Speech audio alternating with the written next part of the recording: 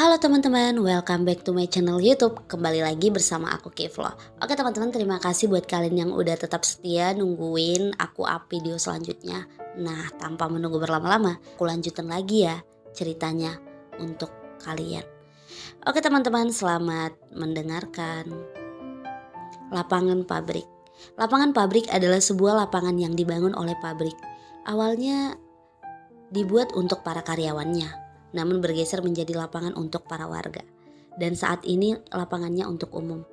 Karena lapangannya pabrik di zona barat, sedangkan letak desa gue jauh di timur pabrik, maka kami harus memutar untuk sampai ke lapangan. Dan zona selatanlah yang paling dekat bila ditempuh dengan jalan kaki. Terdapat jalan setapak dari aspal di zona selatan. Maka ketika kami melewati jalan itu, kami bisa melihat dengan jelas bangunan gudang-gudang tua yang dulu pernah menjadi saksi tragedi kebakaran hebat. Juga kolam-kolam limbah bekas pabrik. Sejujurnya para orang tua di desa gue tidak menganjurkan kami melewati zona selatan pabrik. Karena konon tempat itu adalah tempat yang angker untuk dilewati anak-anak. Namun daripada kami harus jalan memutar yang lebih jauh, kami akhirnya tetap memilih jalur itu. Kami sampai di lapangan jam 3:30 sore dan akan pulang sebelum azan masjid dekat lapangan berkumandang. Waktu itu kami keasikan bermain sehingga ketika kami sadar azan maghrib berkumandang dan hari sudah petang, kami segera mengakhiri permainan dan berduyun-duyun untuk pulang. Kemana kami lewat? Jawabannya, zona selatan yang waktu itu sangat-sangat gelap dan mencekam. Padahal itu masih jam 5:30 sore. Kami berusaha menjaga lisan dan sikap saat melewati jalan itu, seperti perintah orang tua kami. Setelah melewati bangunan tua gudang lama, kami sampai di kolam limbah. Di sini gue jadi ingat sebuah cerita yang pernah gue dengar dari bapak. Dahulu ada seorang karyawan pabrik yang membawa anaknya untuk memanen tanaman singkong di samping kolam limbah. Anaknya masih kecil, mungkin seusia gue waktu itu. Dan ketika orang itu asik memanen singkong, tanpa sadar anak yang beliau bawa tiba-tiba hilang. Beliau panik.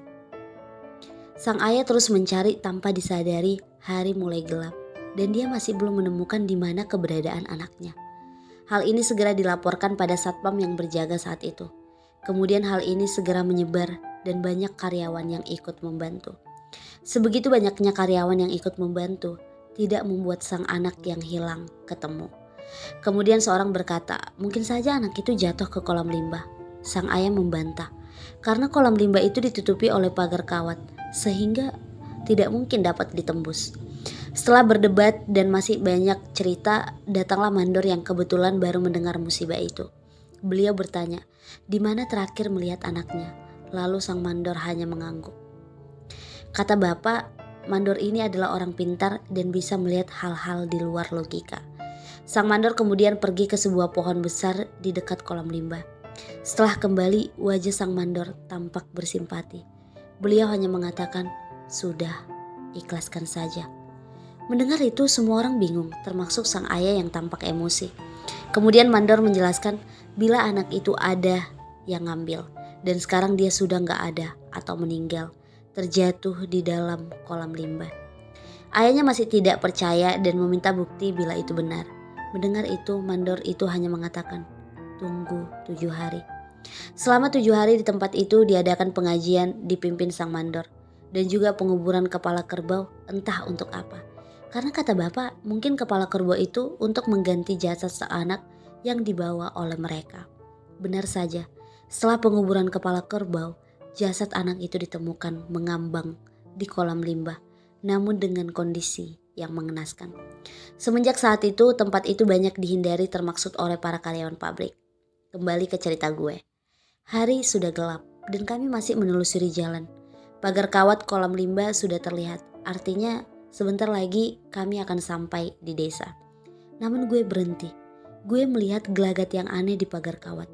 Dan benar saja, gue melihat seekor belalang yang besar. Belalangnya besar seukuran kepalan tangan. Wow.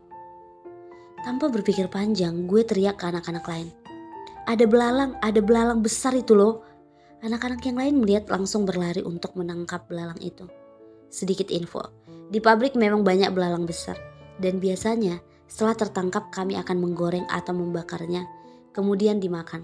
Tapi saat itu entah apa yang terjadi. Karena saat anak-anak mulai berlari, belalang itu seolah tahu, jadi kemudian dia terbang dan menghilang. Kami semua kecewa dan akhirnya melangkah pulang.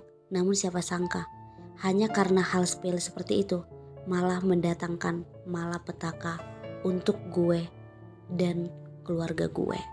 Oke teman-teman, mungkin sampai ini dulu ya ceritanya. Aku lanjutin besok. Jangan lupa like, komen, dan subscribe.